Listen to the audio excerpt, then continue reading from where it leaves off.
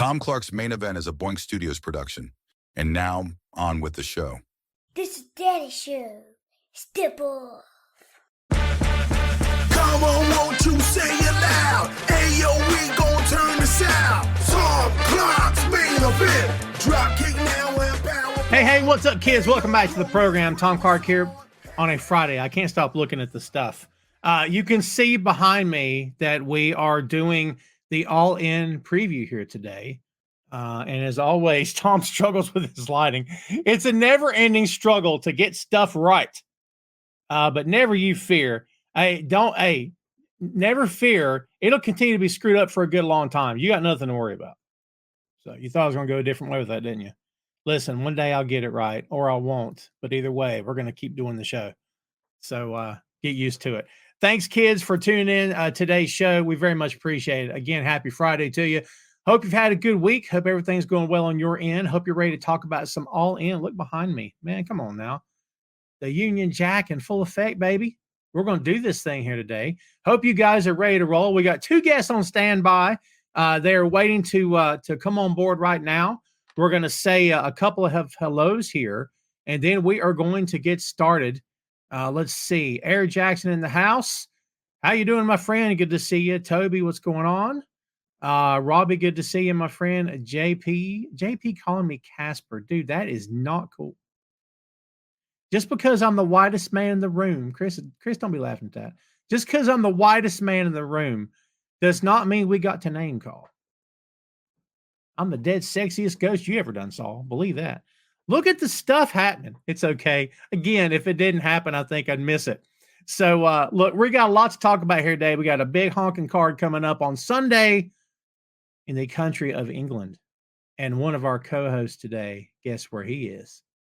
Well, hey, look, we aims to please here. We gives you perspectives from all over the world is what we do here on the Main Event. Again, lots to talk about. Do me a favor, kids, before we bring these two gentlemen on board. Smash the like button. Hit it so hard, you hurt your thumb doing it. I'd very much appreciate it. And then share this on your feed. Whether you're on the Facebook or the Twitter or wherever it is you are, please share this link. We'd very much appreciate it. As people continue to file in here today, if you've never watched the show before, what's up? Welcome. This is Tom Clark's Main Event, Pro Wrestling Podcast. Today we're going to cover, as you can see behind me, AEW All In. Lots to talk about. Let's get these two guys on the stage. Please, kids, if you will, welcome Chris Patton and Joe Higgens to the stage. Guys, how are you? Hey, it's going great, Tom. Me and Joe, we're going to step on each other, apparently. It's all right. I could have navigated the traffic a little bit better. I think because you're nearer, I thought I'd let you go first, you see. Oh, there you go. See, the English are polite after all.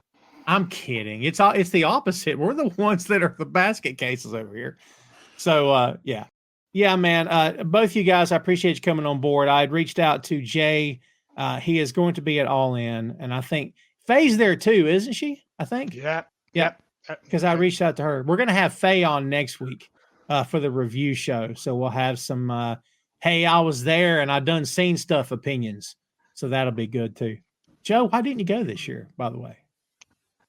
As I was reminded just before we came on, I've had to spend all my money buying a new sofa. And then all my remaining money, I'm having a trip to India later on in the year. So that's eating up a lot of spare coin as well. Yeah. Also, before, like 3-4 weeks ago, I wasn't that into the card. And then, it's kind of got quite good, quite quick as well.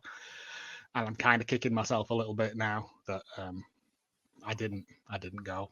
It's fine. I'm going to watch it on telly. I'm going to have a laugh. I've got some beers. I've got crisps. I've got some pals coming round.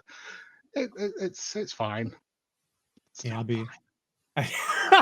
It'll never be fine. It's coming to Texas next year, Chris. You think you might check it out? Would you want to see it live? I would love to see it live, but it's one of those things where it's kind of an expensive show. That's a whole trip. I hate airports. I hate Texas, if I'm being completely honest. I used to go to Dallas at least 4 or 5 times a year, so my want to go to Texas is kind of very slim. Here's an idea: have it in Atlanta. You do it in Atlanta, I'll go. As long as they bring it to me, it's fine. I hear what you're saying. No, I mean I've done the Rumble and Mania in the past. They're fun. They're fun shows. They are quite pricey. So kind of think about that when I plan stuff out. Sure. And it also depends on who else is going. You could ask me the same question in 6 months, and if there's like 5 or 10 people that are wanting to go together as a group or something, their answer to that question might change. By the way, to all of our friends in Texas who are currently watching live or after the fact, we love you. Thanks for watching. It's not your fault. It's I associate Texas with work and some pretty brutal trips to Dallas and Houston. So if you're outside of the Dallas and Houston area, great. And the wacky stuff they do in that state as well. Let's don't forget that. So all right, guys, you know the kids, you know the guys, please make them feel welcome. JP is doing that already. Ray All Day is here. Toby shared us to his Facebook group. Thank you, my friend. I appreciate you very much. Maria, who desperately needs to put her picture to her Facebook page. As I discovered today, I've booked my hotel for India. I've got 9 nights in a 4.5-ish star hotel for what it would cost me for 2 nights in London. Wow. So yeah. This is like insane. Yeah. I mean, I've had sort of haggle that for me, but it's the and then you've got you're looking at the best part of $1,000 to go to one of these shows with transport, food, lodgings, drinks. You know, it's a huge show because a lot of other indie shows around it as well. Like there is at Mania weekend and stuff. A lot of UK indie companies are putting shows on around there as well, which you're going to go and watch because, like last year, people showed up. You know what I mean? Like it all feeds into it.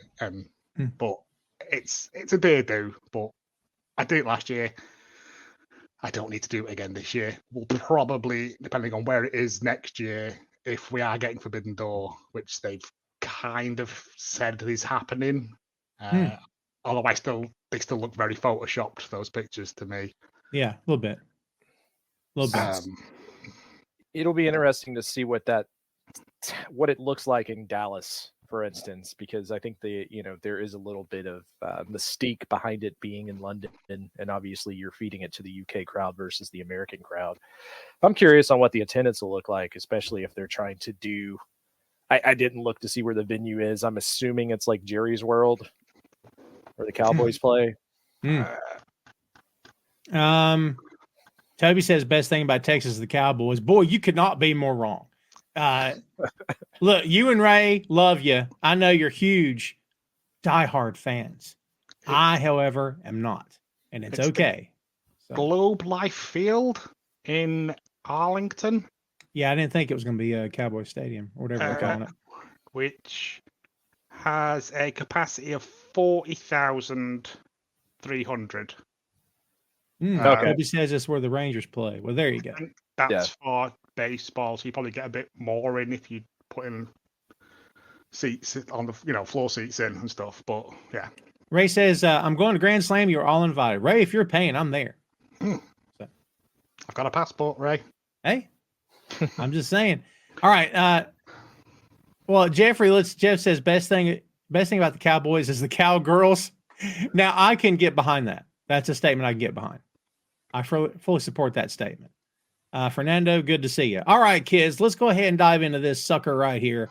I don't have cute little banners to put up, but we're going to talk about the card in no certain order here, and we will see how this plays out. Again, in no certain order, I'm going to start off with Chris Statlander and Stokely Hathaway versus Willow Nightingale and Tomohiro Ishii. Look, I have no idea what the idea here is. I assume that Ishii's going to attempt to kill someone, but I don't know if he's going to kill Stokely or not. Joe, what in the world's going on here other than a comedy haha match? Well, it's Statlander against Nightingale is the match because it's whoever wins gets to pick the stipulation for the CML belt, which is happening All Out, I think. Yeah. I don't know why doing other companies' belts on AEW pay-per-views, but hey ho, that's a story for another day.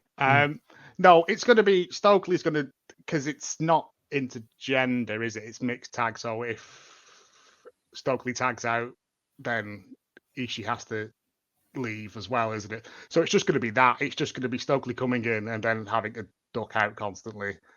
It'll be fine. I don't know why they've had to introduce Ishii into this. I know he's part of, is it the conglomerate? Conglomeration. Yeah. Which is the great stable because it's just all the misfits from everywhere else who've stumbled together. But yeah, I kind of want the Statlander and Nightingale thing over and done with, and they can move on to other things because this has been dragging on for a very long time, and hopefully this is after all out with the CMLL belt. That's that done, and they can both go on to other things because this has been going on for too long. Chris, to Joe's point, this storyline has been dragging on. It's like year 5 or something. This has been happening. So, what do you think about this? Again, it's kind of a throwaway deal. I imagine Stokely's going to get involved and take a couple of bumps here and there, but that'll probably be the most we see. What do you think? Yeah, it kind of feels like a Jim Cornette handicap match or something, where Ishii is going to chase Stokely around the ring, and then the actual match is just Willow and Chris Statlander, which will be fine. It's on 0 hour, so this is more of a spectacle type match anyways. So as long as it's fun, we get to see Stokely take some hilarious bumps, then I'm okay with it. I'm assuming that Willow is going to win this, but when you do the booking for kind of a stipulation match, usually you want the heel to win so that they have the advantage in the title match. So it'll be interesting to see how that plays out. But yeah, to me, this is like kind of like the Jimmy Hart or Jim Cornette as far as Stokely being involved in this match. He's going to be the guy that's just constantly being chased. It'd be really funny if done well. So I'm kind of looking forward to it just to see what that looks like with Tomohiro chasing him around the ring. Stokely's going to be wearing his Nation of Domination gear again. He's got like the football helmet and shoulder pads on. He just comes out in full hockey gear. Yes. Faye's joining us, kids. Everyone say hello to Faye. Faye. It's in the UK, so maybe he'll wear like the cricket batting gear. Oh, yes. Love it. Yep. Okay, now I want to see this. Thank you, Chris. The Twitter stuff's been good. Like he's been doing push-ups and all this stuff, and but it's Ishii, mate. Like the man has no neck. He's just meat from top to bottom. But wouldn't it be fun? Wouldn't it be fun if he just chops him one time and pins him? That'd be hilarious. I don't know. Like he pass out from the chop, he just pass out. That'd be great. I'd be here for that. That's really look on this whole card. And again, I don't want to use the word throwaway. It's kind of an insulting word. I don't mean it that way. It's kind of the match that really, you guys know what I mean. It's really the only one I see that doesn't jump off the page at me. The rest of these, I think, are going to be bangers, honestly. Yeah. There's another one that I don't care for, but we'll cover that when we come to that. Well, let's talk about the Casino Gauntlet. So far, they haven't announced anyone, to my knowledge, officially. I guess they're just going to keep this one a surprise, yeah? Because we talked before we went live that Okada's probably going to be in this, we assume? Orange Cassidy's number 1. Okay. Because he won the... That's right. The thing on, was it Dynamite? Or whatever last week, Collision possible? I can't remember. It's all a bit blurry. Yeah, same. So we know for a definite fact that Cassidy's in at number 1, and also that Hangman Page is in there because he done a crime on Evil Uno. Yes. Yes. So yeah, there is that. But then there's literally anyone else who could show up. Ricochet, Bobby Lashley. Yeah.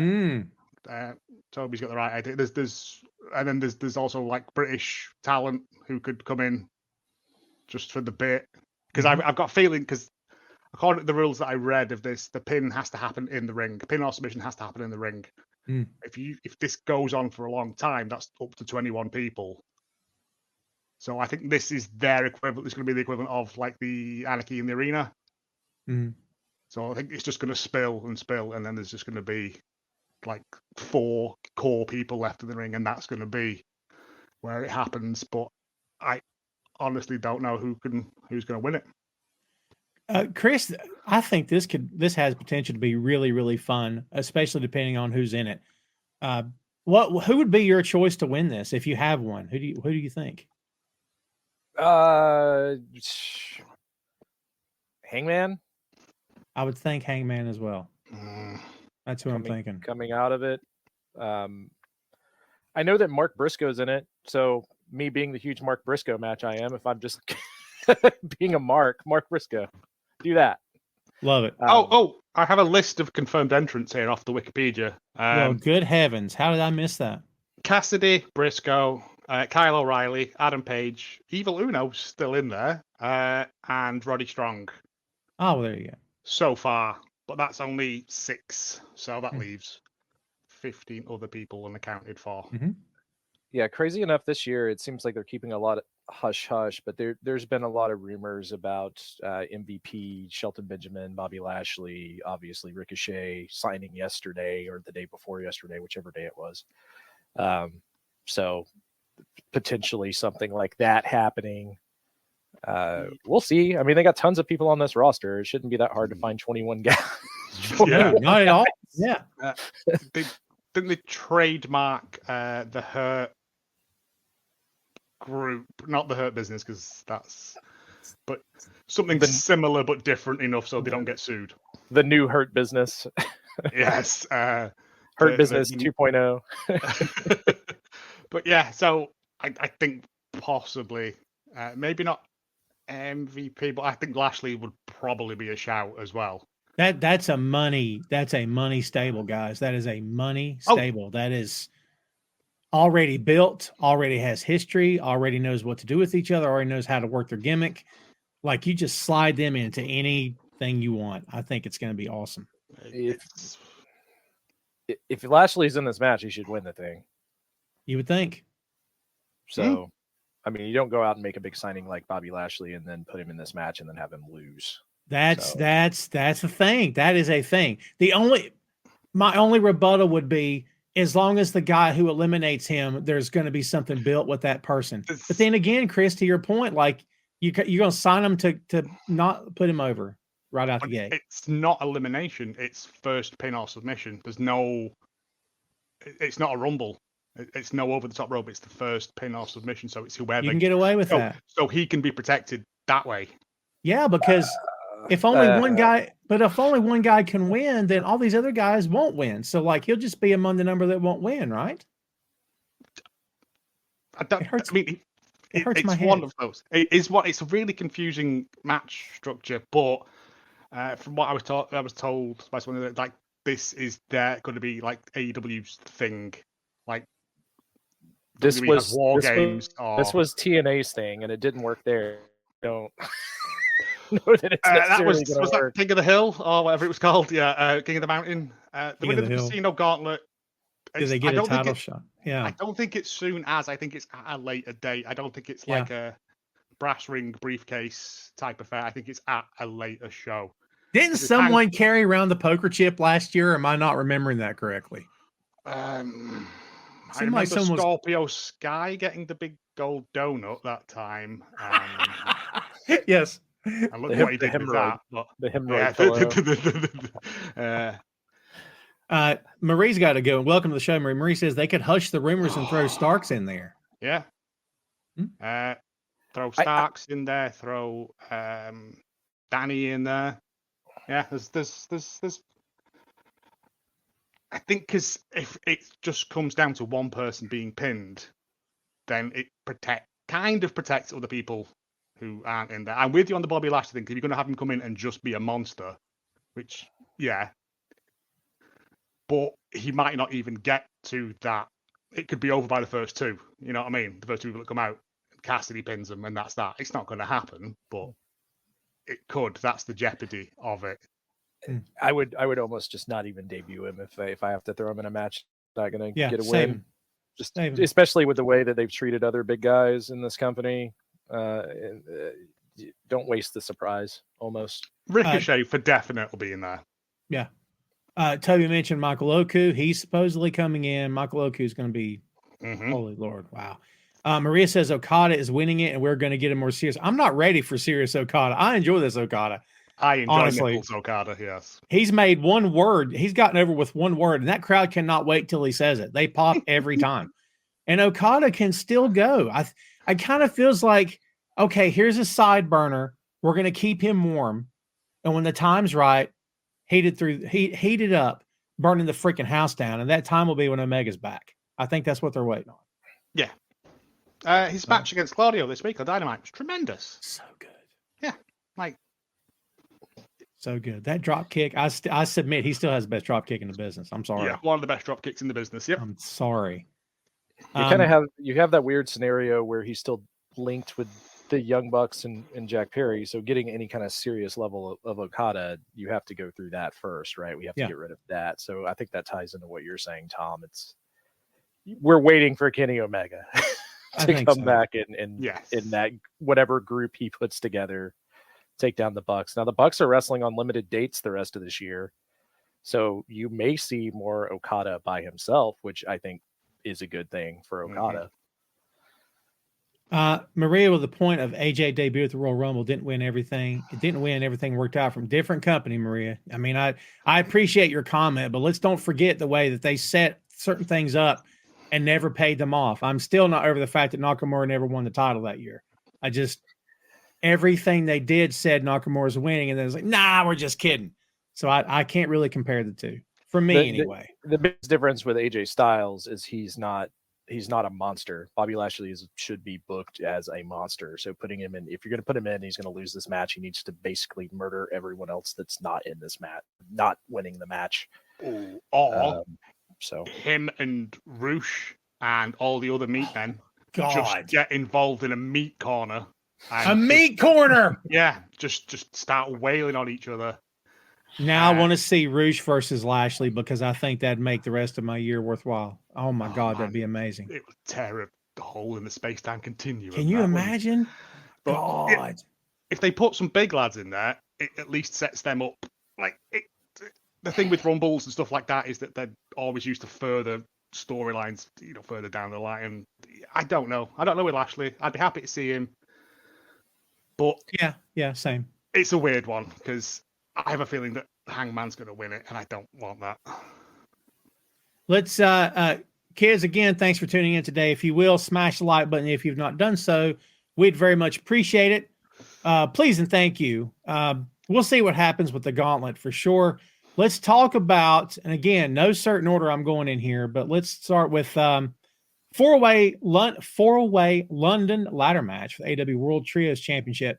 You got the patriarchy of Christian Cage, Killswitch, and Nick Wayne versus the Bang Bang Gang of Juice Robinson, Austin, and Colton Gunn versus the House O Black, Malachi, Brody, and Buddy Matthews returning, and Pack and Blackpool Combat Club of Claudio and Wheeler, Utah. Chris, let's start with you. I think this has the potential to quite possibly steal the show because of all the big freaking talent in this match. I think it's going to be awesome. What do you think? So I agree. I think this could be a really, really good match. But Bryan Danielson's on the show and what's going to be like an hour, 30-minute banger for the title. So I'm not going to say steal the show. I will reserve that for him. But this will be a really fun match. I don't care about the trios title, so it makes me hard to really care about any of these groups. I'm assuming the patriarchy is going to retain, and I don't know. My reasoning is to say Buddy Wayne's Buddy Wayne's widow, Mother Wayne, is that what they're calling her? Yeah. I feel like she'll get involved somehow, and they'll end up walking out. But yeah, it's I'm just not a big fan. We've talked about this trios titles, these trios groups in general. Not necessarily for me, but when you add in the fact that it's going to be some kind of crazy ladder match, it'll be entertaining at the very least. Joe, there'll be 300 spots worked out for this match, so at least we'll get that for sure. Yeah, I'm with you on for such a long time. I wanted the trios belts, and then they debuted them and immediately did nothing with them. And they really haven't since then. The patriarchy are trying to do some stuff with it, and it's feeding into Christian's pushing Killswitch away thing, but I kind of want it to go back to House of Black. We get the House of Black rules, and they actually run with it this time and make them worth something. Because it's kind of similar to the tag belts. They're not doing much with them. They're just there. So, and that's kind of my problem with the trios is like inside of these trios teams, there's good tag teams. So just focus on your tag division and not do a trios division. You know, I can't disagree with either one of you guys, but this card really looks like a New Japan card. In as much as we got to get as many people on the card as we can, get all of our guys on there. Everybody gets a payday, which honestly, I'm okay with that. I'm with you guys in the respect of the trios belts have become blah to me, but I still love the 3-man stable. That's me talking. I do dig the 3-man stable. So you can do that as a tag team. I mean, Freebirds, man, New Day. Yeah. You don't have to have trios belts to have 3 people. Oh, I agree with that. Yeah. Like, remember when Dusty and the Road Warriors had the NWA World 6-man titles? They rarely defended them, but when they did, it was a big deal. Like, you felt, oh my God, they're going to defend the belts. Like, I don't know. I'm sure that was done by design for whatever reason. They could do other things. But whenever they defend the belts, it was like, oh man, this is a special event here tonight. Like, we don't get that at all with these titles. No, I mean, the only one in there that is like a legit sort of trio is House of Black. Yeah. Because as a unit, they fight as a unit. If it was BCC, the full BCC, yeah, I'll give them that as well. But it's that thing of a stable the classic stable is your main event guy, your mid card guy, your tag team. That's your stable, isn't it? And Maria's right. Trios division hurt the tag team division, in my opinion. I think it's putting a damper on it. I think it's putting a damper. Toby's got a good point. At least the trios allows 6 guys to get on TV. Can't disagree with that. Yeah, even if it's just cutting a promo, it's something. Yeah, I'm with you on that. I think the distinction here, Toby, is that we're arguing the titles are just blah. You know what I mean? And then when you're getting Ring of Honor 6-man belts on AEW programming as well. Yeah, that's the other thing is we have 2 trios titles and we have trios that are kind of just randomly thrown together, and kind of in some of these situations you're wasting people. Even though they're on TV, they could be on TV for other reasons, like a Switchblade, for instance. Robbie says, I heard Tony Khan wants to add at least 5. I have not heard this. Wants to add 5 more titles. I do think the women deserve. I'd like to see women have tag team titles. Yes, I would. But then when you say that, though, are we talking, TBS tag team titles as well? You know what I mean? Like, what are we talking about here? I would 2 sets. No. You don't need 2 sets of any tag belts. WWE. I agree. There's no women's tag teams, so they'd have to be put together teams, which are never that good, in my opinion. Like, you need a top flight, a FTR, you need people who are predominantly tag team wrestlers. I mean, like, there isn't a women's tag team in AEW to my knowledge. I mean, we opened up this show talking about Willow Nightingale and Chris Statlander doing kind of a joke gimmick match, right? So think about that. Think about the rest of the women that are actively on this card, and then think about adding a random tag match to that in a set of belts. And that would be my argument of not making a tag belts. Also, 4 other belts as well on top of that. That's no. Well, it's all rumor. We'll see what happens. No, but I would like to see a women's tag team title. If I was asked, what do you think? That's what I think. I don't know that we need any more of anything else, but a women's tag team title would be nice to have. Look, I think if you strip some other things away, like some of these trios titles and maybe some of these Ring of Honor titles that are just there, you strip some of that stuff away and you actually focus on it and make it interesting, then I'm completely fine with having a women's tag division. Just don't add more on top of it. Yeah. Or keep the ROH belts on the streamer, on the ROH app. Just keep them there. Yes. You know what I mean? And look, if on the big events you want to defend the ROH world belt, women's belt, and tag belts, fine. For whatever reason, if you want to mix it in. But like on regular week-to-week TV, I kind of want to just see those belts on Ring of Honor. Yes, exactly. That's it. I don't need to see Dustin win. Love Ring of Honor Dustin. belts. I still don't Love know what's Dustin to going on pieces, with that. but I don't know why he's now double belting. Like, Yeah. also, I why is mean- Athena never on AEW TV? Yeah. Why is she never on AEW? If they're going to do the rest, yeah, I don't get it either. Hmm. Speaking of AEW World Tag Team Championships, the Young Bucks versus FTR versus the Acclaimed 3-way match. So, Chris, let's start with you. Who do you got in this one? I guess I'm going to go with the Young Bucks. I feel like we're still writing whatever storyline that they have going. It's a little weird because there's all the rumors about their contracts and how many matches they actually have left, and that's why we haven't seen them as much on TV. So, if there was a reason to get the belts off of them, I think that would be it. But I could see them riding. They're just going to ride the wave, I would think. What do you think, Joe? Again, with the only working limited dates and stuff now, I would put it on FTR so that then they're tied for most reigns with the Bucks, and that can feed into something down the line. I am liking like the new, more aggressive Acclaimed. Like they're not doing fun bits anymore. Because did you remember for like 2 months they'd just come out and do scissor parties every week? Like, and I'm like, they were so hot, and they just massively like dropped the ball with it. But like new aggressive Acclaimed, I'm all for. I think this again is going to be a banger because Yeah. after like the FTR Acclaimed match, was it Collision last week? Oh, I forget whichever one it was. When it went to a time limit draw, I think, didn't it? I can't even remember. There's been a lot of time limit draws recently as well, which is an issue for another day. But I kind of want FTR, and then the Bucks can go away and do whatever it is they're doing, and we can get other stuff coming in because there are other tag teams that never really get looks in. That's fair enough. I have another request. I'm gonna need Max Caster to stop on live TV calling himself the best wrestler in the world. I don't understand. This could take an hour. I don't understand why certain things just slide through in that company. At no point has anyone backstage, apparently, much less Tony Khan, said, Max, love you. You can't be saying this stuff on live TV. Because you know what I mean? Okada's on the roster. Bryan Danielson's already.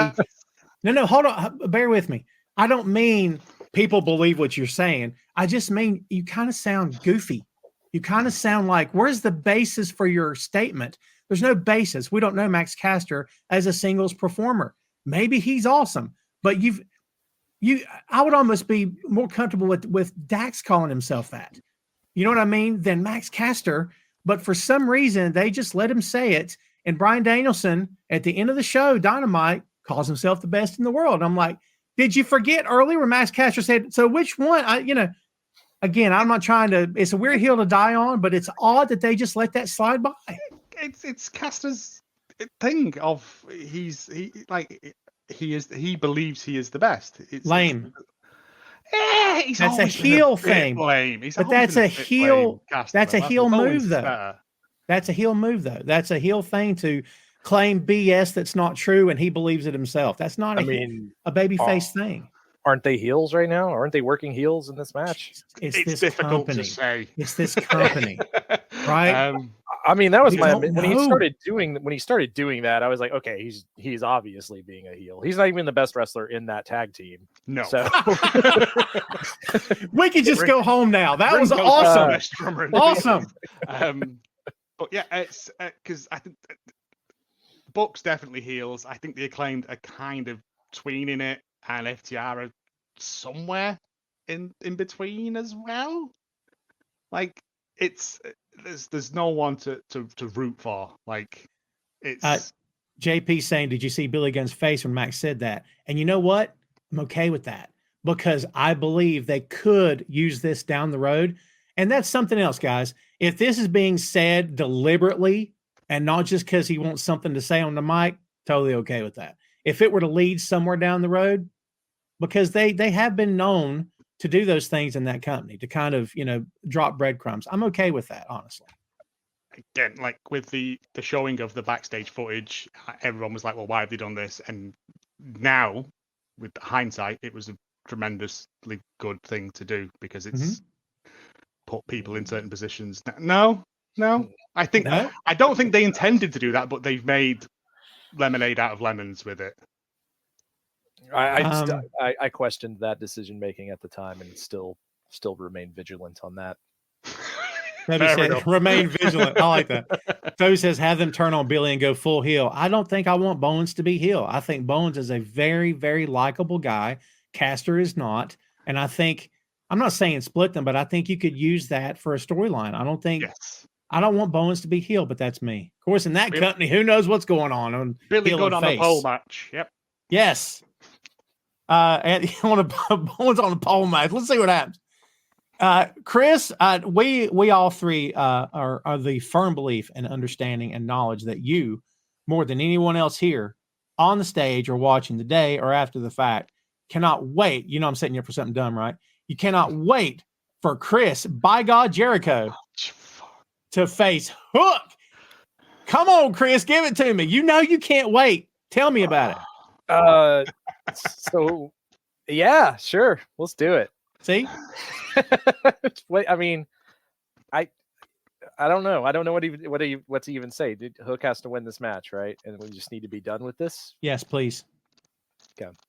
Yes, take the dog out back in the backyard and do what you have to do because he's diseased and he's rabid and he just can't. I'm not talking about Jericho as a person. I'm talking about the angle. I'm not a fan of this angle at all. What do you think, Joe? How much do you hate this? Oh, with all my soul. The biggest crime Jericho has done is making me not care about Hook. Like, ooh, well done. When Hook came in and he was just there and he was moody and he just came out, got the job done, didn't speak, ate crisps, chips, left. Like, fine. His promo thing this week, it's fine. He's not a great talker, but he's 12, so I'll cut him some slack. Fair. But just Jericho, just vampiring the life out of younger wrestlers. Like, I hate it. I kind of hope that Hook loses, because if he loses, he's out of the Jericho vortex. Good. Like, no one wants to be there. It's like the worst Bermuda Triangle. Like, he got Brian Keith in there. Like, I loved Brian Keith when he was an angry cowboy, and now he's called what? Acorn, Conquer, Jimmy Roots. Like, I completely disagree on the Brian Keith. I love him. And look, be honest with me. Would Brian be on TV as much without being next to Jericho? Be honest. I submit he would not. Name anyone who's been in a stable in AEW with Jericho who has gone on to do anything. Well, everyone. MJF. Oh. That was very brief. They're very, very brief at the start. Wardlow. Where's Wardlow? He's injured. Right, that's fine. Fair enough. Sammy Guevara's still struggling. Proud and Powerful broke up because of this. Like, maybe. It doesn't go well. I get what you're saying. The shadow hangs. This goes back to when we did a paper, like the last pay-per-view review, we were all in, and the thing was, Jericho just needs to go away for a little bit. Yes. Let absence make the heart grow fonder. How can I miss you if you never leave? Yeah, it's been a lot of Jericho and a lot of recycling of him starting different factions. So none of it's been really different than the last faction he was in. Like, what is the difference between the Jericho Appreciation Society versus the Learning Tree? Really, what is the difference other than whatever phrase he copyrights? Yes. What other phrase he? Yeah, that's right. Yeah. Yeah, because he's every Monday he's down that patent office handing in reams of paper. Like, yeah. I mean, what was the first one? Wasn't the Inner Circle? What was? Yeah, Inner Circle was the first one, wasn't it? With Proud and Powerful, and that was fine because that was Jericho. They needed that then because it puts some respect. Oh, that's Chris Jericho. I know him from thingy. But now it's diminishing returns. and he's It mixing is up diminishing all returns. these gimmicks, and like he's throwing fireballs at people, but he's still the learning tree, and he's doing this dumb "hi kids" thing, and I'm like, Elaine, you've got to do one thing well because you're doing nothing great. I disagree with the idea yeah. that Jericho held down KO and he's in WWE. I completely disagree with that. I actually think that Jericho and Kevin Owens carried that show as the top thing to watch on that show on a week-to-week basis during that time period of WWE, leading up to their breakup. And it's actually kind of a shame that they weren't higher on that WrestleMania card, which both Jericho and Kevin Owens have talked about. Yep. As far as popularity of that team and that breakup, that was probably one of the hottest angles that year for WWE. Toby talking about Fozzy going on a 6-month tour. Well, there you go. David says, can't just be blaming Jericho, the company, or allowed. That's fair. That's fair to say. Yeah. Look, unlike, and I'm not saying you two guys are, maybe you are, I don't know, but I'm not going to say you are. I'm not one of those guys that's like, screw him, get him out of here. I hate him. He sucks. Get rid of him. That's not me. Do I like what he's currently doing? No. Has he lost a step in the ring? I believe he has. Does he still sell tickets? I believe he does. I'm sorry. It's how I feel. So, like, do I think he should be gone? Not necessarily. But I do think, as you guys said earlier, again, how can I miss you if you never leave? Yeah. Take a break. Just have Hook. Yes. Injure him and have him disappear for a couple of months. And then, like, it's just, he's never been away since the start of AEW 5 years ago. I don't think he's ever not been there. Yeah, that's true. He needs a little bit of a reset. There's nothing wrong with that. If I'm going to start yelling about booking on the show, that this becomes a whole different podcast to some extent. I'm just trying to keep it positive to the to what we're talking about. But with Jericho, I mean, the best thing for him, like I said, it's everything he has done has revolved around a group. Whereas if you want to do something interesting with Jericho, do some sort of injury angle, have him come back trying to get vengeance or chasing a title. All of the stuff he's doing right now doesn't matter, and it's kind of a rehash of the things he's already been doing. And it does make you question what his contract looks like and how much creative control he has, because it is so much of the same thing. And if it is on Tony and Tony thinks that this is great stuff, then like I said, that's a whole different conversation and kind of becomes a different show altogether. We're going to move on in a moment from this, but Maria had to put your comment up. Jericho is becoming Jeff Jarrett in TNA. Is it to that extent, you guys think? I mean, the difference would be Double J was still having good matches. So. And that's not a shot. That's a matter of opinion, but I respect that. I mean, I mean, you were getting like, Jeff Jarrett versus Samoa Joe. Jeff Jarrett was still a singles top heel, not necessarily creating tons of groups around him, though that did happen throughout. But he was still king of the mountain as Jeff Jarrett, having matches with like Kurt Angle, etc., in a top position on the show. Fair. Not hanging out with Hook like second match on the card. Fair. Tubby, we'll wrap it up with this. Like, I'm seriously missing Mox because he's been gone. Great point. Yeah, it makes a difference, guys. You know that. Let's talk about Mercedes Moné versus Dr. Britt Baker. You know how the rest of that goes. Singles match for AEW TBS Championship. Joe, who you got in this one? Mercedes in it.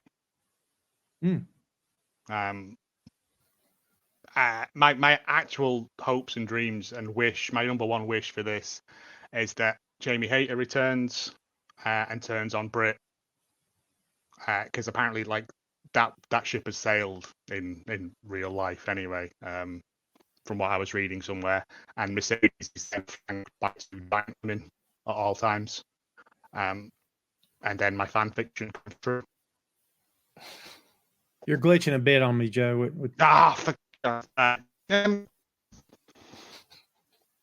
Still glitching a bit.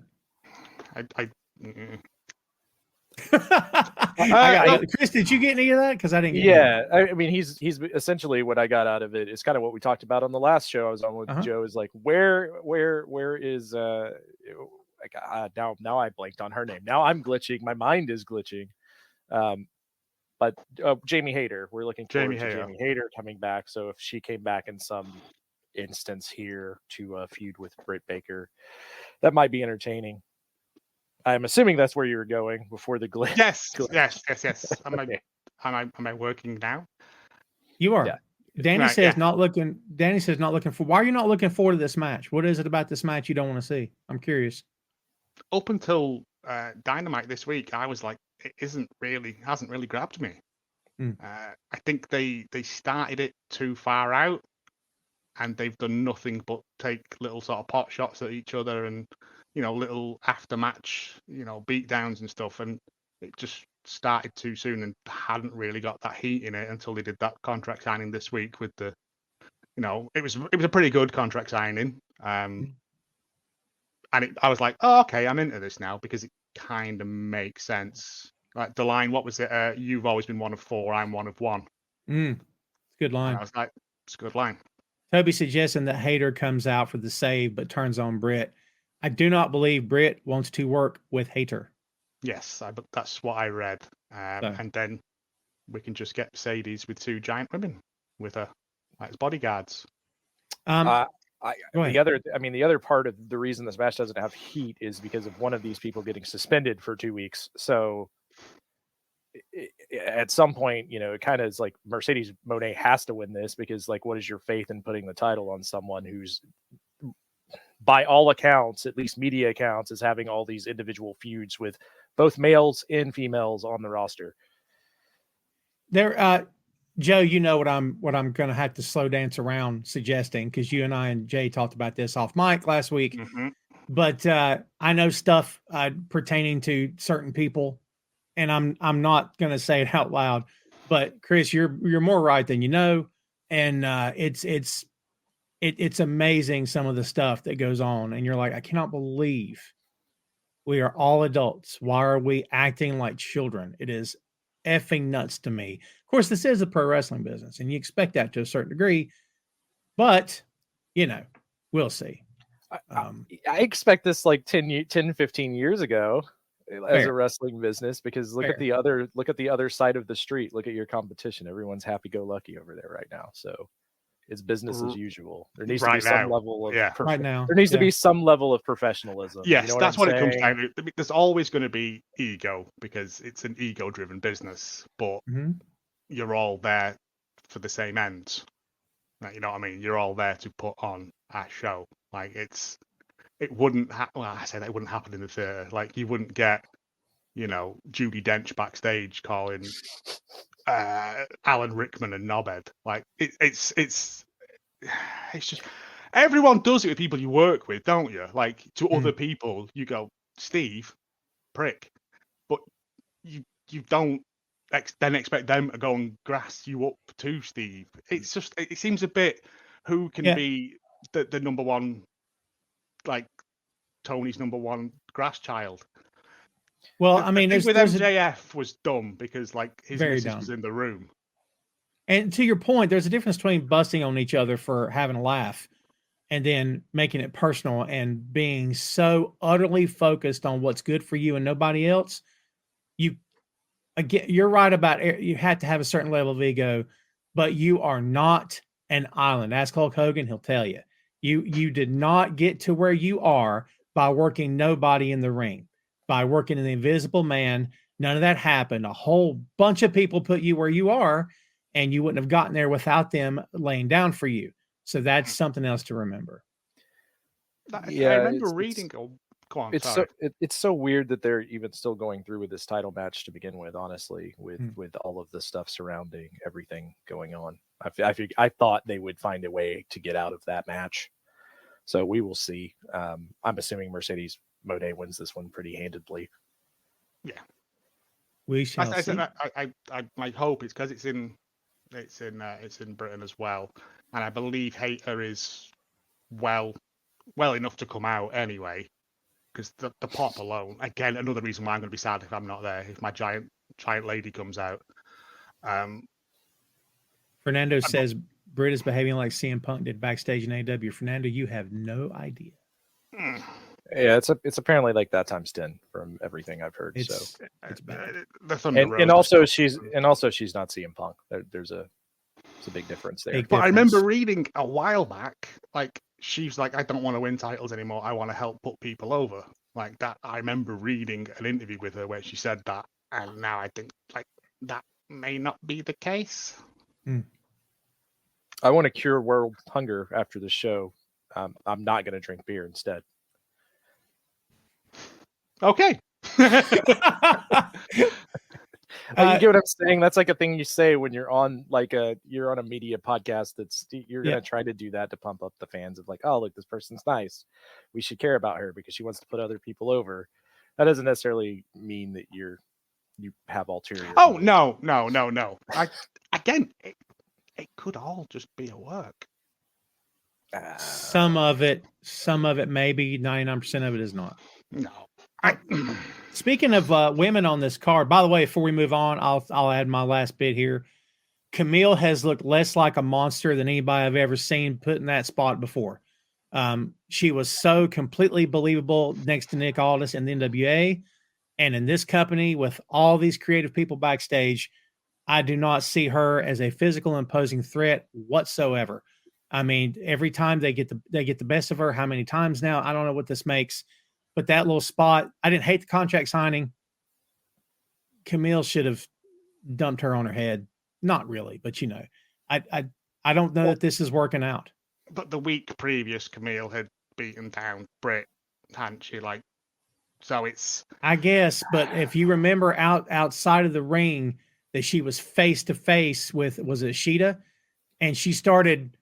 And I think Mark Henry, or no, it was Bubba Ray, because he hates not hates, but he doesn't really. If it's not WWE, he don't like it.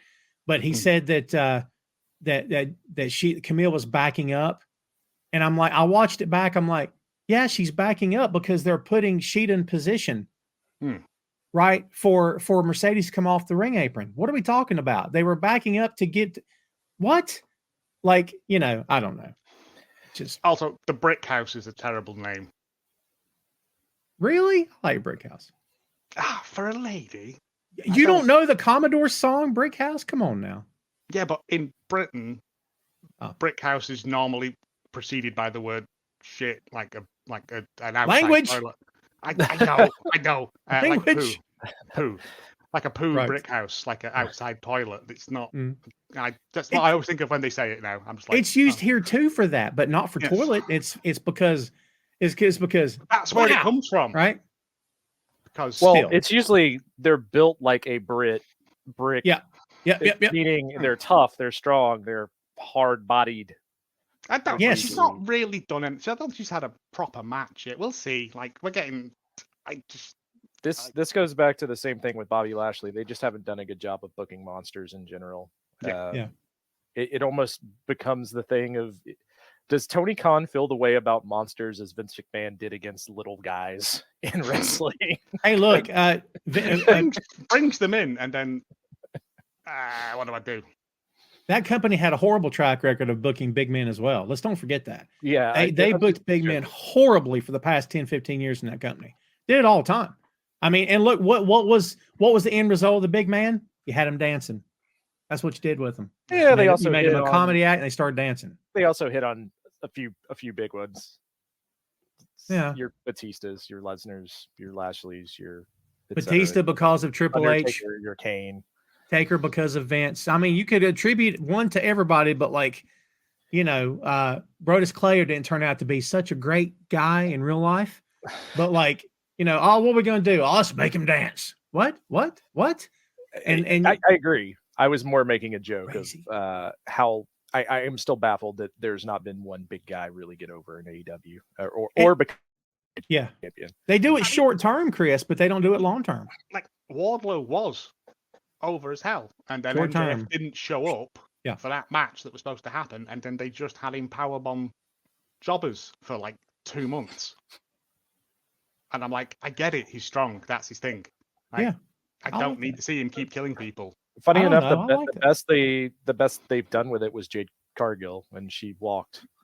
So that would be the best example of them handling a monster type character. So if they could do that with Camille, that would be good. My faith in that has been. We'll see. Maybe they'll get it right with Bobby Lashley. He should Oh, be well- pretty easy to do that with. God, I can't wait to see him there. Honestly, Have Bobby Lashley and Roosh in a feud. Just Yeah, that's all I well- want. Just them trying to tear each other's arms off and make them eat it. we've established that's the one to watch because I can't wait to see it. Let's talk about the other ladies match on the card. Much different tone here. One I'm sure we're all expecting to appreciate and enjoy versus this one. Toni Storm defending the AEW Women's World Championship against Mariah May.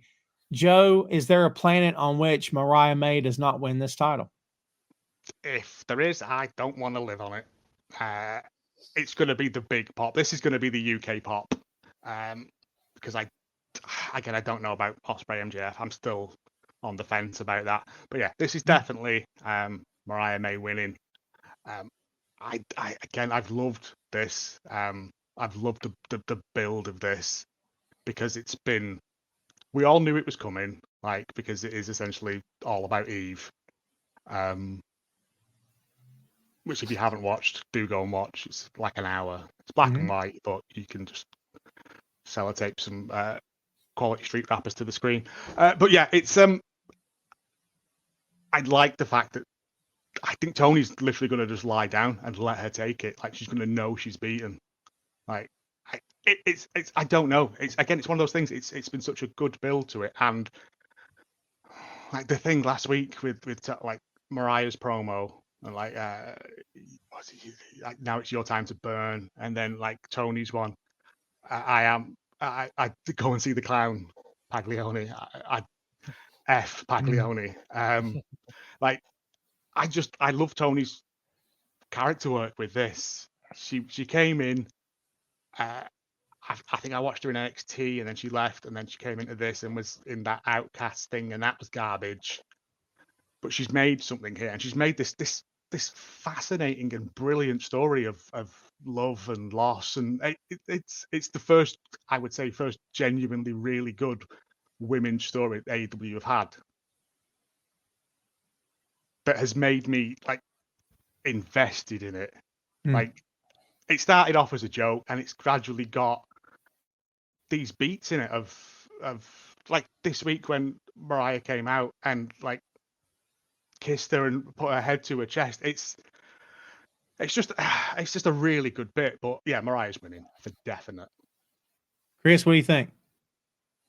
I got Mariah May as well. It just seems like the natural progression of the story. I feel like it makes more sense to put the title on her. Tony doesn't need the title at all at this point. It'll be interesting to see what they do following this. But I agree with everything that Joe said on this as far as it being one of the better, if not the best, female storyline they've told. And they did not rush it. They took their time with it. I think they did a good job of setting it up. And I think, the payoff of Mariah winning here and what happens to our beloved movie star, Toni Storm, coming out of this. I also did not expect the Paglioni opera clown reference out of nowhere. So points on that. Yeah. But yeah, I'm excited for this match. It should be very good. And I think it might be one of the matches where do less spots, tell more just through emotion, similar to like how the Bloodline works their matches. Go that route. I don't think you need to overdo it in the ring, because I think you've done a good enough job with the storyline that you could go out and lock on a headlock and the crowd's still going to lose their mind. Maria says Tony surprises everyone and wins. Maybe. Well, Maria, I admire your willingness to go against the grain, my friend.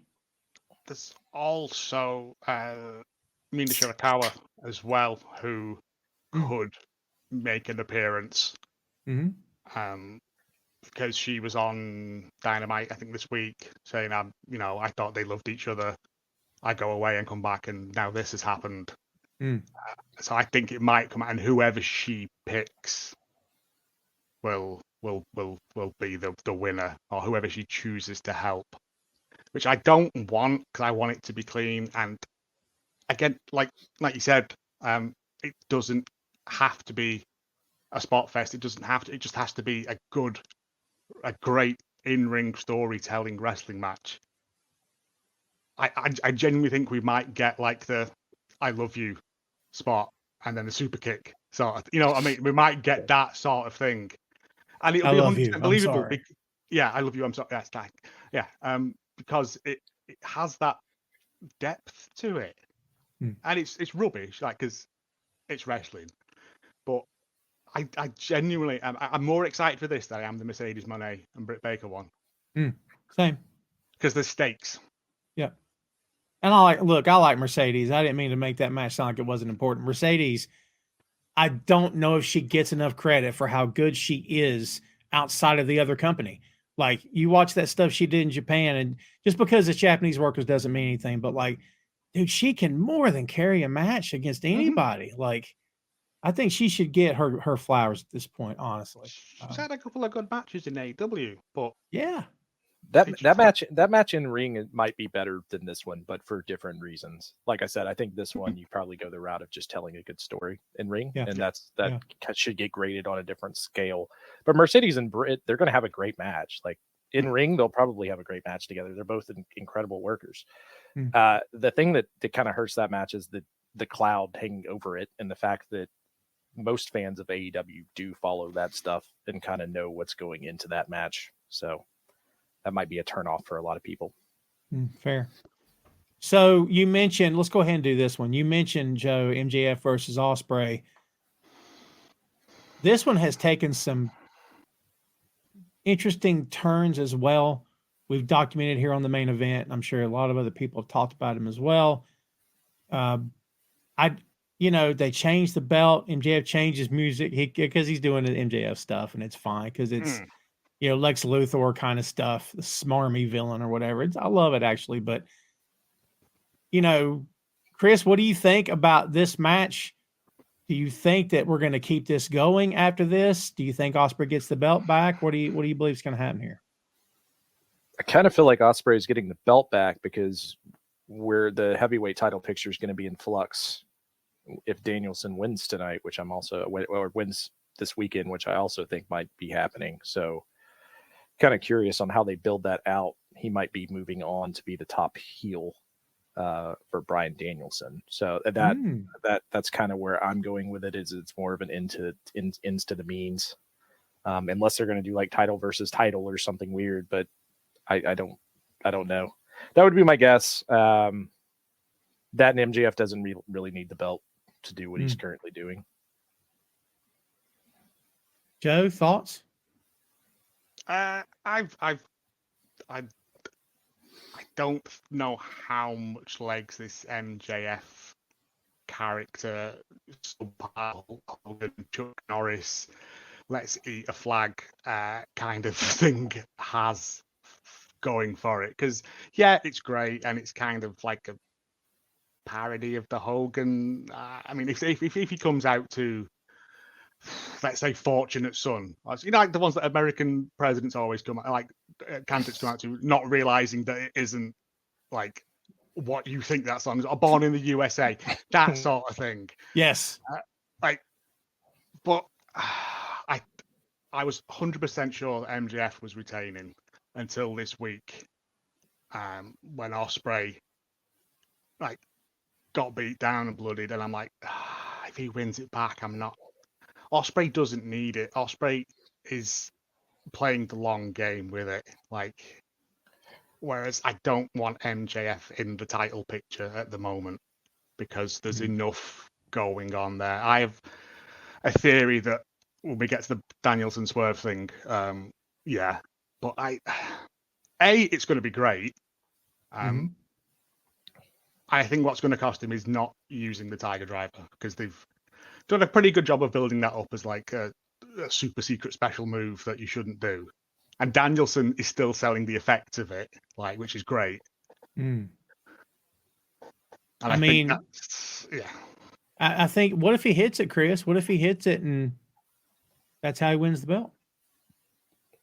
I mean, this is a show where we see people get dropped on their heads. The whole Tiger Driver thing storyline isn't working for me, brother. But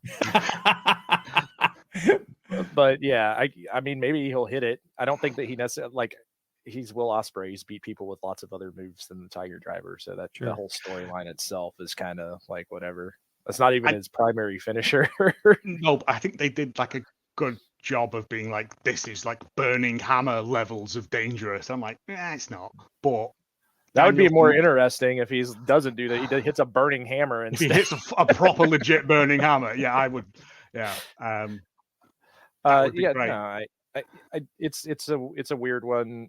That one's kind of a coin flip on who walks out. It just depends on what they want to do. I'm assuming they're going to want MJF back into the title picture, and this American thing will probably go away. Let's say sometime in November. We'll go with that. Oh, interesting. I feel like this is directly a tie-in to American politics at the moment. Yes, it's 100%. He's like I said, I laughed when he unveiled it. I still don't know what the side plates say. I've not been able to get a close enough look at them. But when he unveiled that flag with his faces as the stars, I was very happy because I laughed. Genuinely, like, belly laughed at it because I'm like, this is ridiculous. Like, this is MJ. But again, that promo this week, like, so good. Like, I don't know whether the TV like picked it up properly, but from what I've heard, like, it was feral. For Ospreay, the crowd were ravenous for when he came out, and he's just got that big dumb smile on his face in the ring, and he's like, yeah, and that's why I think he's not going to win. Because are you going to have him lose twice in a row for titles in the UK? No, because he lost against Swerve. He did in the UK, right? So we're going to run that back, right? Yeah. JP says, but Danielson told him to use the move. Mean Tiger Driver 91. Look, again, it sounds like I'm ranting on this company. I don't mean it to sound that way, but you had that weird spot backstage where Ospreay's sitting there bleeding on everything. And the minute Danielson came up, he lowered his head like he didn't want to look at him. And Brian just looks at him and just says, do it. And then walks off. And I'm like, he said, look at me. I'm sure y'all thought this was good, but like, I figured it out, but I'm like, I don't know if even the commentators didn't really like, why would Ospreay drop his eye?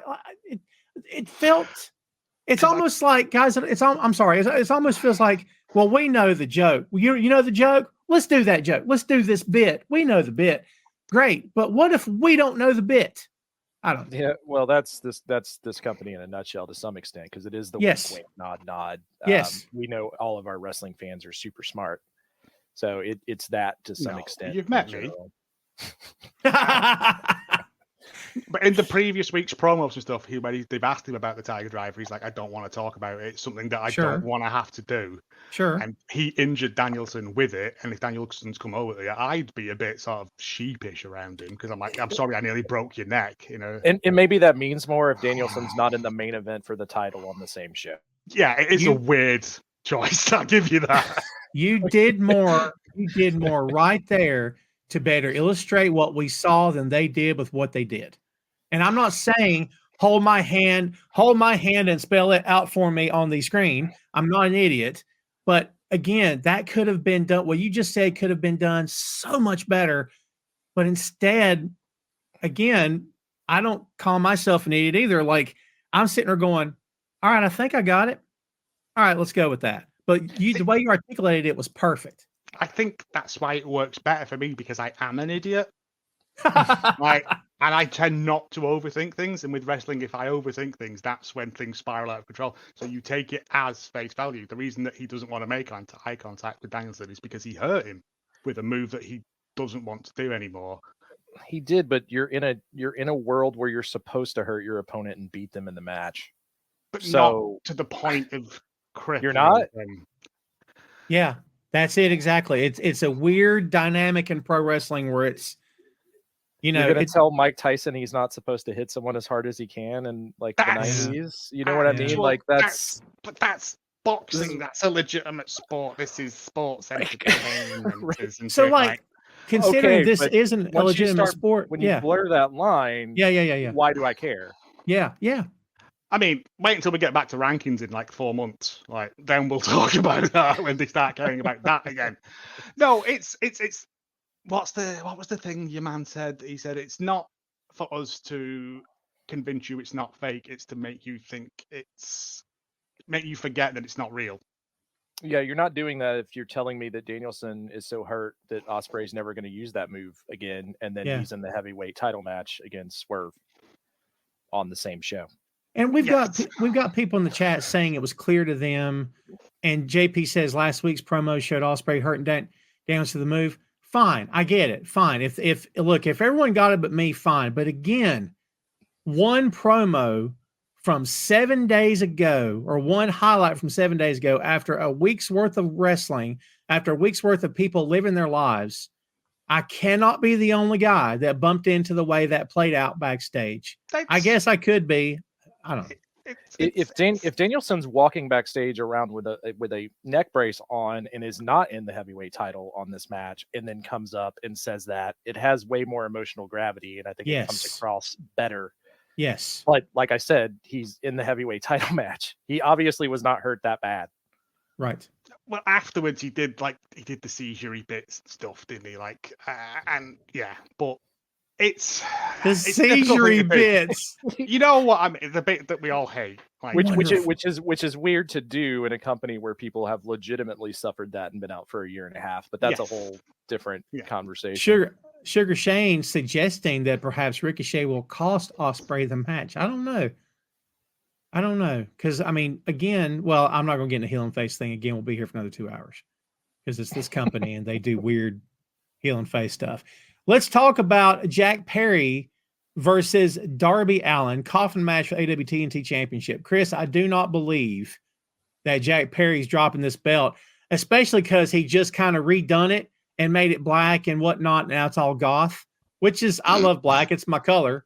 But I don't see this belt changing hands, Chris. What do you think? I don't know what Darby Allin's pay-per-view record is, but any big singles title match he's been in, I'm pretty sure he's lost without pulling it up. So I'm just going to go on a limb and say he's probably losing, except for all the same reasons you just said. That, and it's the same reason why I thought the Bucks are going to win, right? They're not done with whatever storyline they're doing. Well, you know what, Joe, to be honest, since that belt's now the goth title, I mean, Darby's goth. So what do we think? No. No. Fine. No. He's not. He's not winning. It's a coffin match. It's supposed to play into Darby's hands, isn't it? Because but you forget that Jack Perry's had a coffin match. He had one against against Christian. But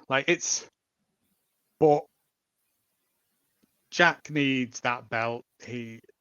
I want to say forged it himself, but he didn't because it was a cast. I watch a lot of Forged in Fire. I know these things. And yeah, he's doing fine with it. I think what's going to happen is that coffin's going to get set on fire with Darby in it. You get that reference then, don't you? This belt will kill. Yes. Well done. Well done.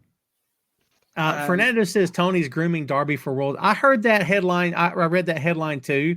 Yeah. It's fine. I mean, if anyone can say, and again, the word earn in pro wrestling is so odd to me at times for a title anyway. But if a guy's earned his spot, it's definitely Darby. So I think I said this a while back, was that he needs to move away from the TNT belt and get into your AEW heavyweight world championship belt, because I think he's put his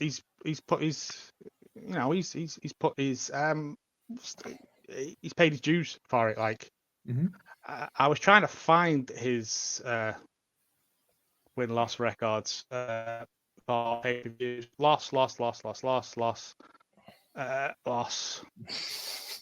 That's I don't exactly think what he's I was saying. ever won one as a single. I don't think he's ever won one as a single.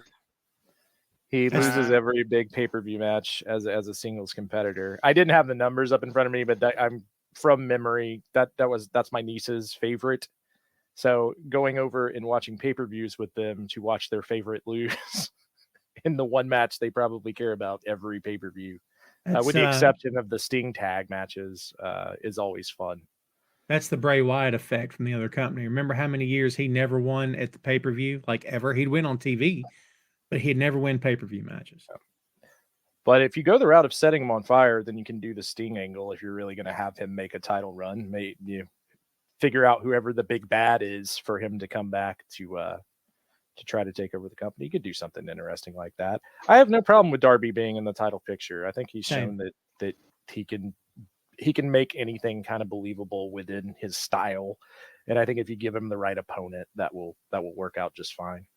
Toby says, if you can't beat Jack, are we to believe you can beat Swerve or Brian? I don't look at it that way. See, if he loses and he goes away, for instance, if you go the route of setting him ablaze, and he has to come back as let's say maybe the Crow, then yeah, you can build that storyline. You could very much do his emo daddy Sting's story from 96, 97.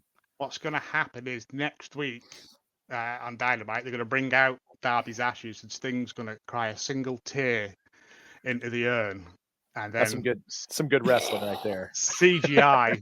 Yes.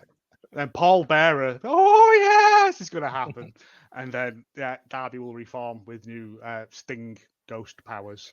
Yeah, it wouldn't be the worst thing in the world for that man to get some recovery time, anyways. He's just coming off a broken leg, and he got hit by a bus not that long ago, and he was wrestling like a month later. So God, yeah. All he has is Epsom salt baths, apparently. That's it. Yeah, no, man's a menace. I think it's going to be cracking. It's going to be Spot City. I think Darby's going to go through. What have we got? He's done Glass, hasn't he? Yeah. With Jack Perry as well, so we might get more Glass, and we'll get more of that. I think he's going to go through a phone booth, like one of them big red phone booths. One of them's going to come out. Oh, yeah. He has the unfortunate disadvantage of the entire elite being there, and who's going to back him up in this match as well, because this will be an ODQ match, being a coffin match. So there's a bunch of screwy ways to kill Darby Allin off TV for a little while. And Toby, look, to the point where my point to Toby here is that people are going to lose matches. You can't win every match. And I don't know how many guys in the chat are watching the show right now. Tetsuya Naito lost in the G1, got pinned twice, I think it was. He's the world champion. Now, does that make sense? No. Do they do it all the time in the G1? Yeah. Should they? Probably not, but that's my opinion. It's not killing their business. Like, Toby, I completely respect where you're coming from, but like, if Darby loses Sunday, I don't look at it and go, that's it, can't be my world champion. I just don't view it that way. Well, we just went through his consistently losing on every pay-per-view, but yet no one has a problem with him being in this match for a title. Singles, he has won as part of a team, but in singles matches, he's always lost on pay-per-views. Yes. Wait, no, I think did he not win on the TNT belt off Cody on a pay-per-view? Double or Nothing, possibly. Maybe. I may be wrong. 3 or 4 years ago at this point, right? So it's kind of I'd have to pull up. But what I was going with, if you do something like this, he gets beat down by the elite, set on fire or whatever, he can come back as more edge to him, right? And then there you go. Toby brought it home. I agree with you. If you want us to believe he's a world champion material, maybe occasional pay-per-view win wouldn't hurt. I can't disagree with that. It's also wrestling, lads. Like, that too.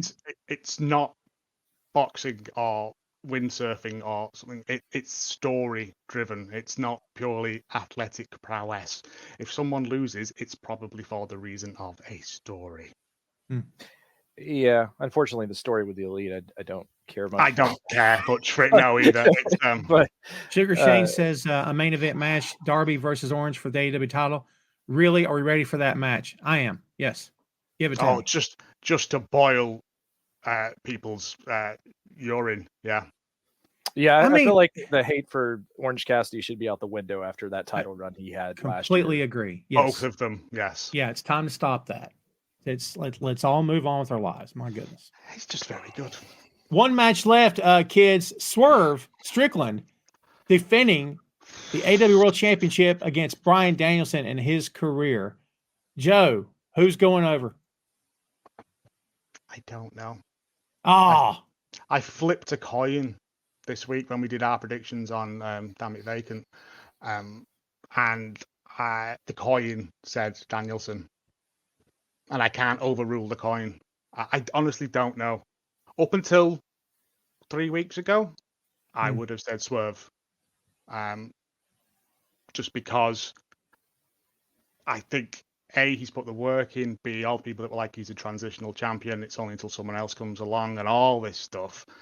I'm like, Swerve's great. Swerve is I can't say that. He's a naughty man. Like but you still love him because he's Swerve. Like, he's great. I genuinely think of anyone who's come in, wasn't an original AEW, he has had the best like push of anyone, justified because he's done it. And I kind of want him to hold the belt. I kind of want him to beat Danielson, but I also want Danielson to win in Wembley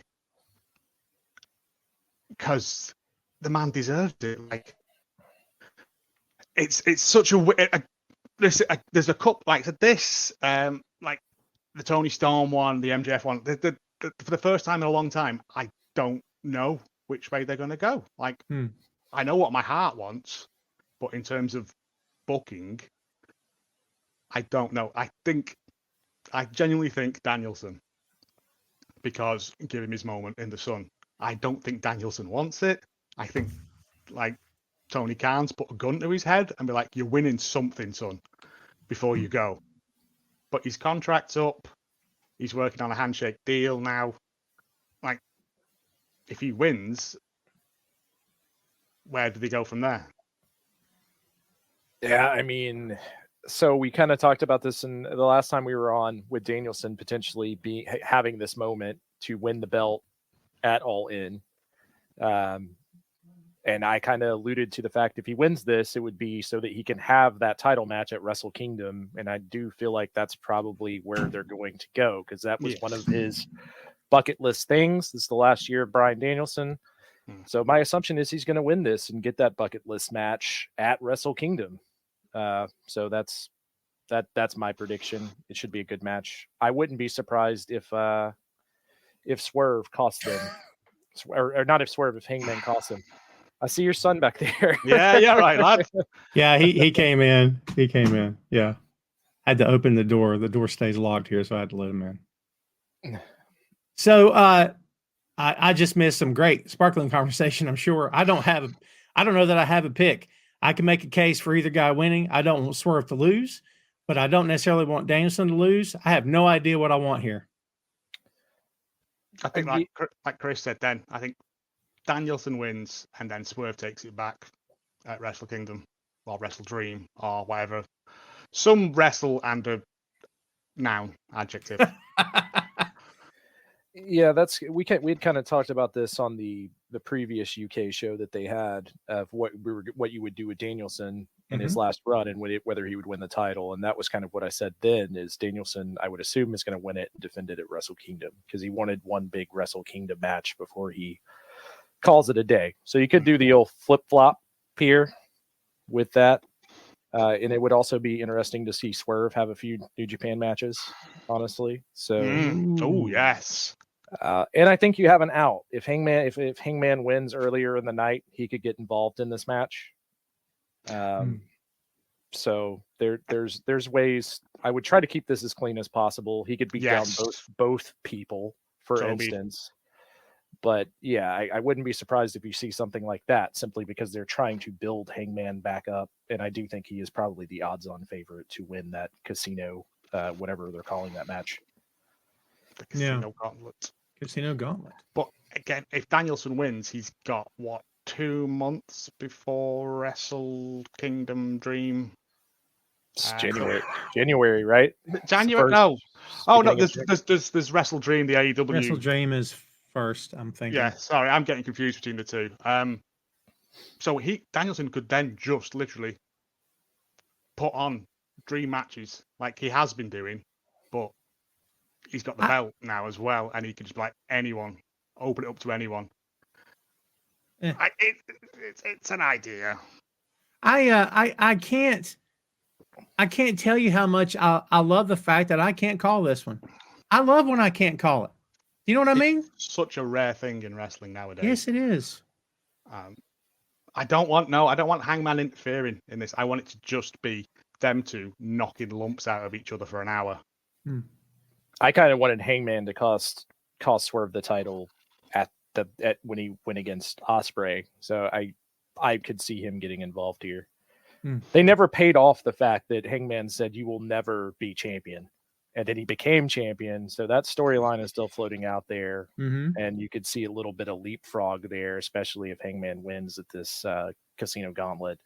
So I get something like that. I assume this match is going to go a long, long time.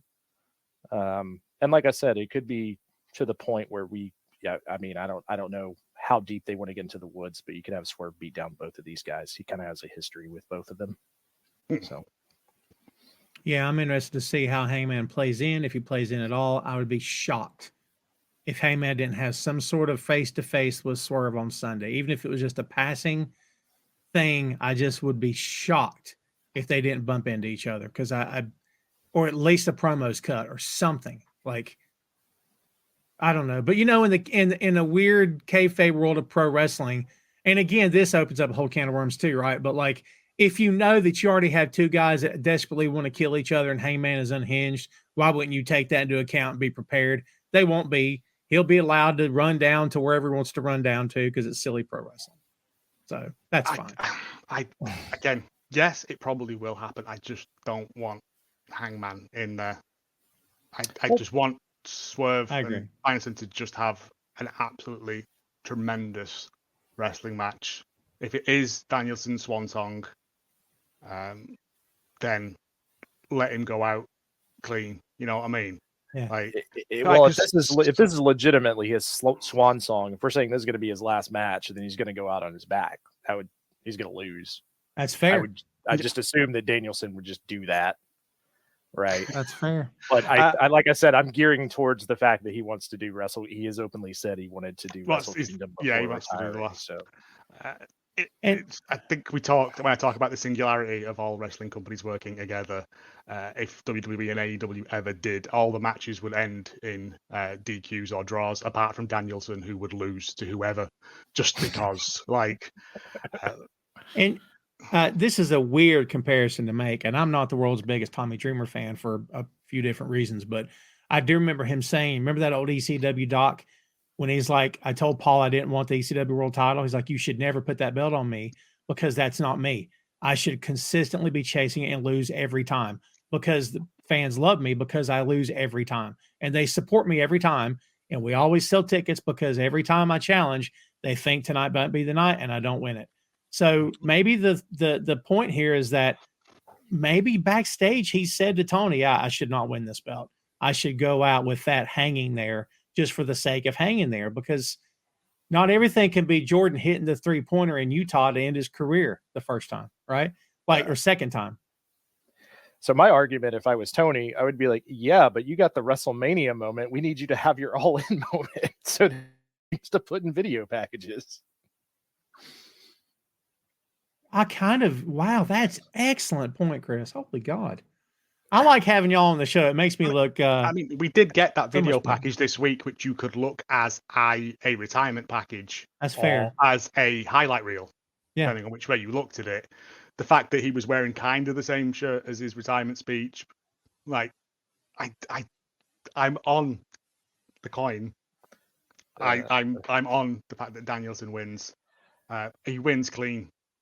After he wins the belt, they should totally start doing, speaking of ECW, the ECW thing where they just start playing Desperado by the Eagles every time he comes out. Give him the proper send-off. Give him the Terry Funk ECW title run. I'm here for it. He's going to come out to the final countdown, which is a mistake, because he should come out to someone's going to get their head kicked in by the Rosillos. Because A, British Punk, and B, come on. Wow. Scottish Punk, I think. But yeah, it's this card, apart from one match on it, the Jericho Hook match, which is going to go long as well, because it's Jericho in it, getting his moment in the sun. Everything else on this, I am 100% like bang up excited for. I'd say it's better than last year's card. There's less multi-man on it. because that was the problem with last year. There was a lot of multi-man matches and that on it, and I get it because people want to see people. But 1, 2, 3, 4, 5, 6, 7, 8 of those matches out of the 10 that have been announced, absolute bangers written all over them. And you know what's cool? Almost this entire card is not a TV match.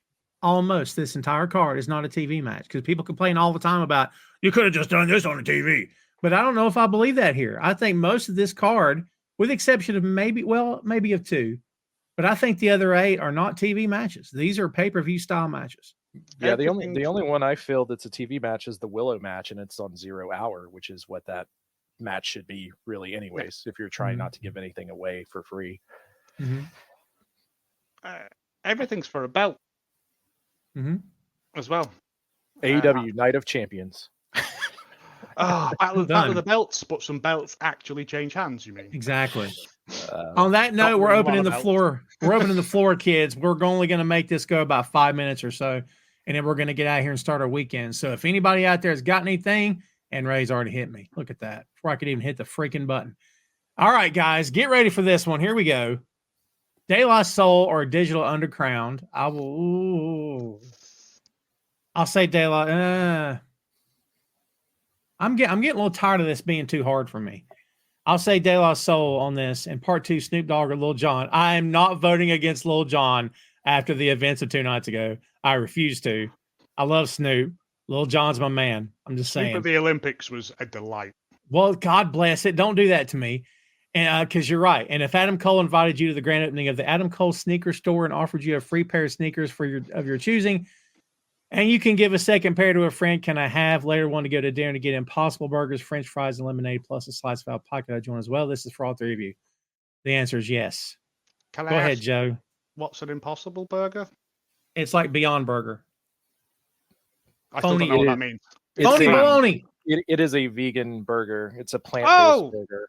Oh, yeah, I like them. We get them. I do like a meat burger occasionally, but I do find that the vegetarian ones have come a long way since I was vegetarian. When it was all that weird textured soy stuff that was like eating an eraser. Joe, you have to answer step by step, or he won't let you forget it. I don't know Digital Underground, so I'm going to say De La Soul. I don't know any music by Lil Jon, but I like the fact that he came out at Kamala's thing and it's boiled because he won Celebrity Apprentice as well, I found out, which is really going to boil someone's tinkle. But Snoop Dogg, just because of his whole vibe at the Olympics where he was like dancing with that horse and he was just having a whale of a time.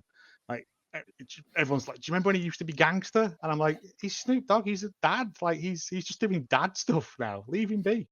I don't know any. I don't wear trainers, so you can have both pairs of mine. There you go. Go ahead, Chris. Let's see. De La Soul for me. I'm from Atlanta, so Little John. Got to go with Little John. I feel like I'm letting down if I choose anything else. Grand opening of Adam Cole's sneaker store. Yeah, I'll give a second pair to you. I don't know. I don't know how many people I know need trainers. And as far as having any kind of dinner with you, Ray, of course, anytime, buddy. Are you going to put cheddar cheese on the apple pie? Because I read that Americans do that in I've never tried that. Wisconsin, I think. I've heard that too, but I've never tried it. Cheese and apple together is nice, like a ploughman's lunch sort of thing. But just a thing. Let us know if you tried it, because I never have. I've never done it. As the American here, I'll put cheese on pretty much anything, but I've never tried that. Mate, I cut bits off the block of cheese while I'm cooking other cheese. Like it's about 70% of my diet is just cheddar. Yeah, in the South, it's ice cream on top of your pie. Oh, I'm with that as well. Yeah. Do you have custard? Probably some type of fried butter, fried fruit pies. You get you a Fritos, those Hosters fruit pies, and then you deep fry that, and then you put like fried butter and ice cream on it. How do you fry butter? We found a way. I'm just saying. Because I remember watching. We fry anything. There was a this is going way off topic, sorry, but there was a Netflix show called Deep Fried Masters, and there was a guy on it who worked like 4 weeks a year at state fairs or whatever, and had done deep fried cola and lemonade, and he wouldn't give away what he did. But I'm like, how? So butter you drop in like cold dredge with like egg and whatever batter you want, and then you just drop it in the fryer real quick and pull it out, and it's just like a little ball with melted butter on the inside. Oh my god! We're trying to kill ourselves. It's slow suicide. It's slow suicide, is what you're hearing. Chad Too Bad says two-parter. God, come on, Chad! Don't everybody start doing this. It's Ray all day questions. Two-parter first. Ask Chris: does Tony go crazy if she loses? Does she change her gimmick? Second for all three. When does Kill Switch finally turn on Christian? Go ahead, Chris. I don't know that Tony changes her gimmick. We may get a more serious version, a sad, depressed movie star version. Oh, love it. Whatever happened to Baby Jane? Yeah, something like that. Like and she's doing like the brooding all the time. I'm here for that. Like that episode of The Twilight Zone where the former movie star has gotten older and they only offer mother roles for her.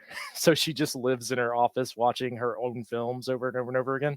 Not just Hollywood for women over 30 now anyway. Satire. When does Kill Switch finally turn on Christian?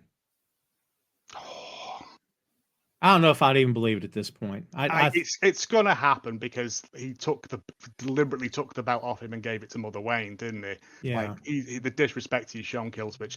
But I think they should have probably done this earlier because it feels like it's gone too long for him to do it now, justified. Unless he does it at All In. And we get... Robbie says, since we have... Sorry. Yeah.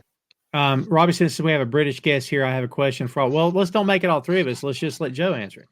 Throughout wrestling history, which British wrestler do you think didn't get a proper run in his career that should have? I assume, Robbie, you mean on the big stage, maybe? Joe, you're probably way more in line with British wrestlers than Chris and I are as a whole. Again, not really. Like I've recently finished a book about the history of British wrestling, and it was a lot of old men in church halls and stuff. Like I've come to recently appreciate a lot of the original British Bulldog stuff. With Tommy Billington coming in, I've been trying to find some Dynamite Kid stuff to watch, because I started watching wrestling at the start of the Attitude Era and stopped like before Cena came in, and only got back into it when WWE started, when AEW started. So I'm still filling in huge swathes of background history that I do not know about. I remember watching World of Sport wrestling growing up with like Giant Haystacks and Kendo Nagasaki and that kind of stuff. And loved that because everyone did. It's like the streets would clear on a Saturday and everyone would go and watch, which they're bringing back as well soon. But in terms of, I mean, the one British wrestler that I always wanted to do more and never did is Regal. Same. Because I love Regal. I do want to say, if I had to throw a British name out there, Chris Adams, for sure. Love Gentleman Chris Adams. Oh, Gentleman Chris Adams could have been so much more than he was if he didn't have all of the problems that he had. Yeah. Absolutely phenomenal wrestler who could have been way more towards the end of the NWA days, but in the 80s in general could have been a big star. Dave Taylor was tremendous. I think Regal would say that. It's one of them. There's huge swathes of, because there's so much wrestling. Trying to get it all into your brain there's only so many hours in the day, and I am working my way through it. I'm sorry to let you down with my lack of British wrestling knowledge, but you want to ask me current stuff that's going on, I'm fine with that in British wrestling. Like, unfortunately, I just didn't. Even when I was tape trading and stuff as a teen, I didn't get a whole lot of British wrestling. It's kind of something would be unknown for me even now, going back and watching it, especially if they weren't out in Texas or somewhere here in Mid-South or something like that. If they didn't roll through there, I probably wouldn't have seen too much of them. So William Regal would have been the other answer for me, just because he's probably the one that I'm most familiar with outside of current wrestlers from the UK who came through New Japan. I have a friend of mine who was a indie wrestler in the early 2000s, and he has got some stuff. If you want, I can probably get it over to you if you want to watch it. I don't know how good it is, because he said like towards the end of him doing it, he made he had easier matches chasing someone around trying to put chocolate bars up people's bums than he ever did taking bumps. Like, so make of that what you will. Well, on that note, we're going to take it home today. We'll end it on candy bars going in the locations they shouldn't be going. So thank both of you guys for hanging out with us today. Before we get out of here, Joe, tell the kids where they can find you on the internets. You can find me on Twitter at Hallmark of Greatness, which is a podcast I do about Hallmark and made for TV films. We're currently doing reality TV stuff. So we've done Ramsay's Kitchen Nightmares and things like that, just for a bit of a change, because there's only so much Hallmark you can watch before your brain actively tries to strangle you. I also do a wrestling podcast called Damn It Vacant, which is about 50% wrestling and 50% made up stories about a British wrestler called Ian Skinner, who is currently teaming up with a Furby that has the soul of Barry Scott trapped in it to rescue people who fell into an alternate dimension due to, I can't even remember. I just make stuff up. I was going to say, you could just make that up. We wouldn't know any better. No, it's a legit thing. If you follow it on Twitter, there's a lovely man called Ryan, whose Twitter handle is not him again, who has animated these little stories that I do, and he makes them 1,000 times funnier with these little animations. Go and find them. I'll go through and retweet them all, and if Tom wants to retweet, they're just. It started off as doing facts about this wrestler, because he messaged me and said, "You never talk about me on your show." So I was like, all right. So I just started making up facts like Ian Skinner invented the chair, and every time someone sits and he receives 2p. No, like just completely spurious facts, and then it's gradually morphed into this choose your own adventure story, which is the only bit people listen to when I look at the statistics. Everyone I love turns off choose your after own that. adventure. I love them. Next to Encyclopedia Brown, Choose Your Own Adventure was my jam when I was a kid. You always kept your finger on the page, though, didn't you? Because you go through the door. You have exploded. Oh, I didn't mean to go. Yeah, I don't want to do that. I'm going to go back. Yeah. Hallmark of Greatness or Damn It Vacant. Those are the two places you can find me on normally. There you go. Chris, tell us about this new website. When this new pod going to kick off, man? So I'm working on the site. I got some friends working on some art for the site. It will be the Patton Report. .com, which will have just thoughts and ramblings, as well as a weekly podcast where I talk about some wrestling, but I'll also be talking about movies and video games, etc. It will not be a straight review podcast. I'm kind of coming out of that on the other end, but I'm open if anyone wants me to come on a show or something. As always, you can hit me at Chris R. Patton or Christopher.R.Patton on Twitter and Facebook. I'm out there. I should be pretty easy to find. So you went back to the Patton Report because you had changed it to something else, didn't you? I have both. I have both domains.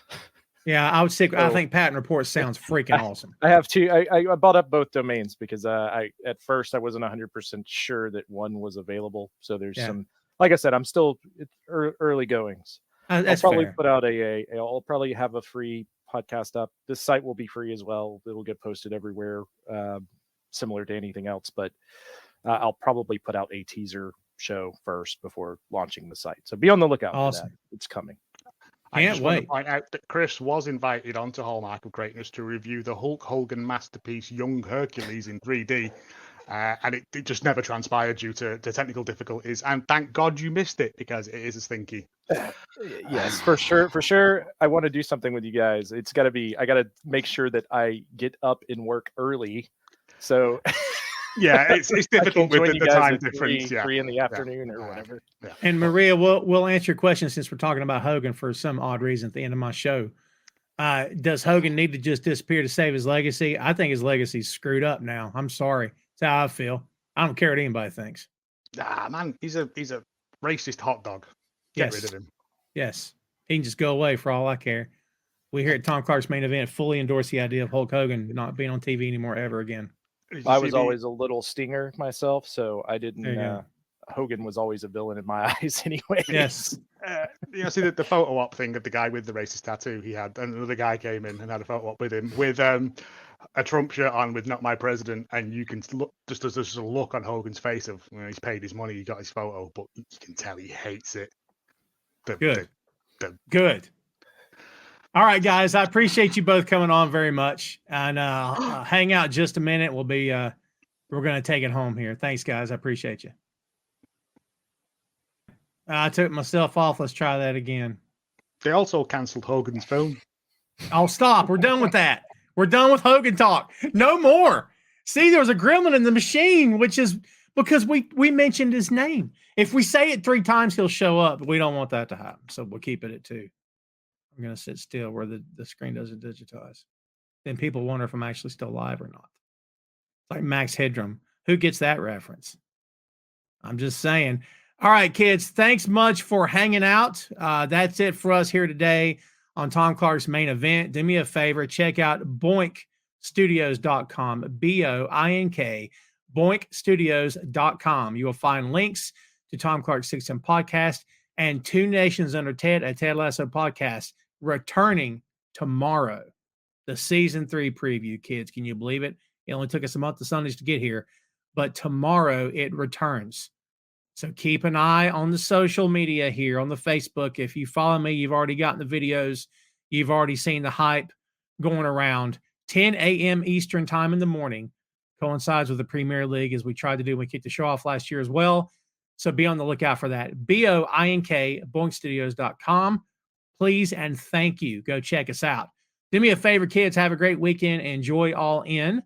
We will see you next week. If anything were to come up, I will definitely let you know in the meantime. But we should be here next week for the review show of All In. Thanks again, kids. We appreciate you very much. And we'll see you next time. Be good. See you in a week.